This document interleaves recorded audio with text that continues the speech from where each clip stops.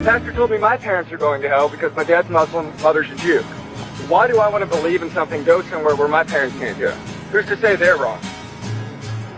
Okay, first point. I don't have the faintest idea whether this guy's going to heaven or hell. If this guy curses God right now, I don't know what he's going to decide before he dies. I don't know what Gandhi decided before he died. Isn't the way to heaven, though, through Jesus Christ? Well, you have to acknowledge his presence as the Messiah before you can enter the golden gates. I am the mailman. I just delivered Jesus' mail. And Jesus said, I am the way, the truth, and the light. No one comes to the Father except through me. Now, I struggle with that, because I grew up in an environment outside New York City where that's viewed as narrow-minded intolerance. So I struggle with that, okay? But here's how I think it through. First point, truth exists. The nature of truth is that it is exclusive. 2 plus 2 equals 4. That's a truth claim. What does that mean? That means 2 plus 2 does not equal 3. It does not equal 5. It excludes those options.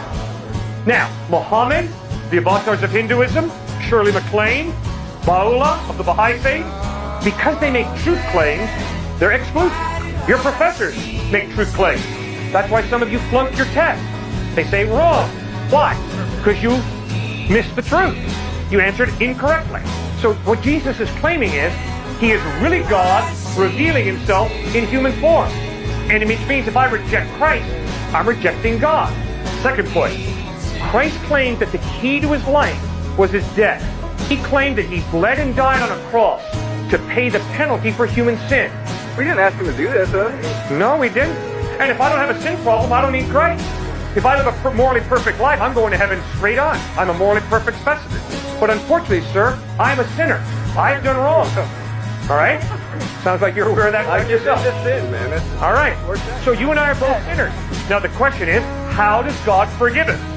And Christ insisted the way God forgives us is not by sweeping it under the rug and saying, oh, boys will be boys, you know.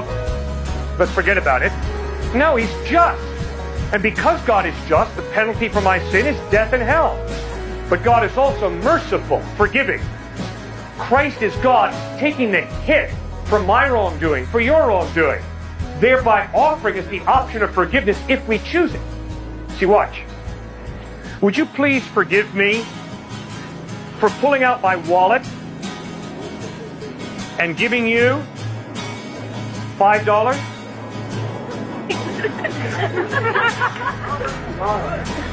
Run. Okay, they say run.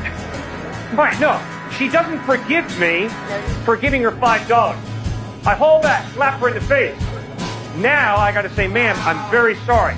Please forgive me. Forgiveness implies something has been done that's really wrong. You don't forgive me for giving you money. You forgive me for attacking you, verbally or physically. Now, Christ points out, you and I have done some really wrong stuff. We've sinned. We need God's forgiveness. And through his death on the cross, he offers us that forgiveness. Now, sir, I don't know what your mom and dad decided about Christ before they died. I don't think anybody does. So to say that your mom and dad are going to hell, it's quite the presumptuous. I don't know that. Nobody knows that. We don't. It's not me who judges, it's God who judges, Christ said.